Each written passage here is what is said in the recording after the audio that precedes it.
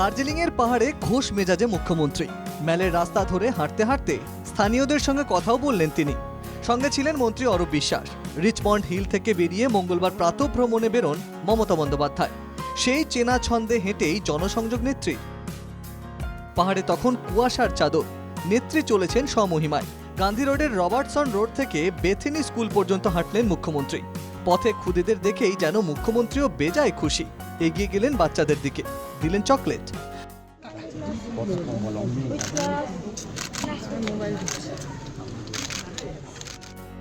বাচ্চারাও মুখ্যমন্ত্রীকে একটি চকোলেট দিলেন। এদিন যখনই রাস্তায় স্কুল পড়ুয়াদের কাছে দেখেছেন মুখ্যমন্ত্রী, সকলেরই হাতে চকোলেট তুলে দেন। মুখ্যমন্ত্রীকে এভাবে পেয়ে আপ্লুত সকলে। তবে এই প্রথম নয়, মুখ্যমন্ত্রী বরাবরই ঠিক ঘরের মেয়ের মতো মিশে যান আম জনতার ভিড়ে। এদিনও ফের একবার পাহাড়ের কোলে অন্য মেজাজে মুখ্যমন্ত্রী। যাতায়াতের পথে নিজের লাগানো একটি গাছের বিষয়েও খোঁজ নিলেন মমতা।